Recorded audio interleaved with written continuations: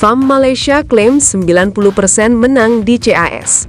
7 pemain yang disanksi sementara diizinkan main di klub. Vietnam ngamuk. Woi, mana bisa gitu? FAM, cie yang nungguin Malaysia disanksi, hehe.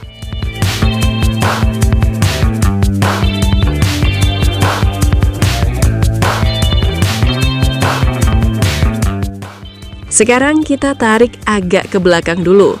Karena sebelum ngomongin klaim 90% menang, kita mesti paham satu hal penting. CAS itu apa sih sebenarnya? CAS atau Court of Arbitration for Sport itu bukan pengadilan kaleng-kaleng. Ini lembaga arbitrase olahraga tertinggi. Kalau sudah masuk CAS, artinya kasusnya serius, ribet, dan nggak bisa diputus pakai perasaan. Makanya banyak kasus di CAS itu jalannya lama. Bisa berbulan-bulan bahkan sampai setahun lebih. Dan yang sering kejadian, pihak yang di awal paling pede justru di akhir kena putusan yang nggak sesuai ekspektasi. Itu sebabnya publik heran. Banding Malaysia belum selesai, sidang masih jalan, tapi FAM sudah berani bilang 90% kami menang. Semua hukuman FIFA bakal dicabut. Ini yang bikin orang mikir, lah emang udah ada bocoran putusan? Atau jangan-jangan ini cuma strategi psikologis? Nah, di tengah proses CAS yang masih abu-abu ini, tiba-tiba muncul kabar lain. 7 pemain Malaysia yang sebelumnya kena sanksi sementara, sekarang diizinkan main di klub. Secara hukum, ini memang belum final. Statusnya masih sementara, belum bebas sepenuhnya. Tapi di mata publik Asia Tenggara, kesannya jelas, Malaysia seperti sudah aman. Dan dari semua negara, yang paling kebakar jelas Vietnam. Vietnam itu bukan sekedar iri atau benci. Mereka kemarin yang paling serius ngulik soal pemain warisan Malaysia. Mulai dari asal-usul, dokumen, sampai jalur naturalisasi yang dianggap janggal. Buat Vietnam ini soal prinsip.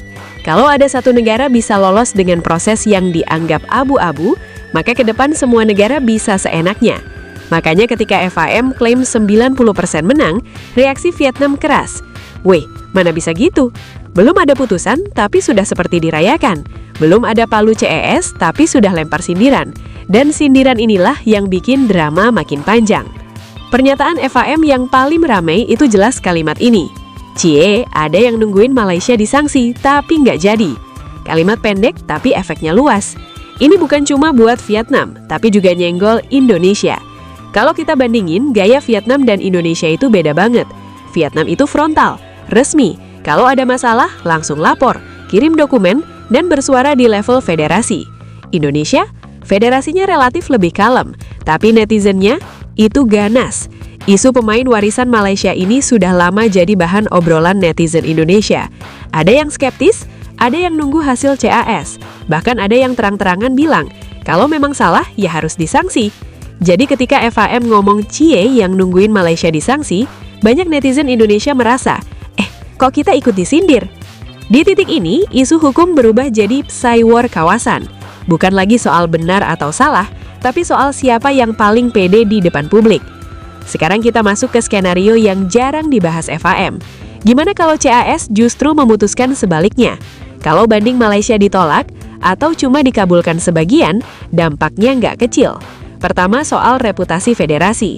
Klaim 90% menang bakal jadi bahan ejekan se-ASEAN.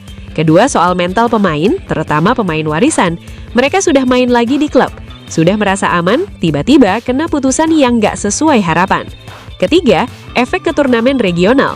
Setiap pertemuan Malaysia dengan Vietnam atau Indonesia bakal selalu diiringi sentimen lama ini.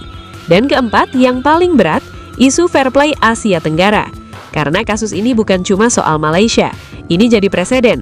Kalau proses naturalisasi dianggap bisa dibersihkan belakangan, ke depan semua federasi bisa main di area abu-abu.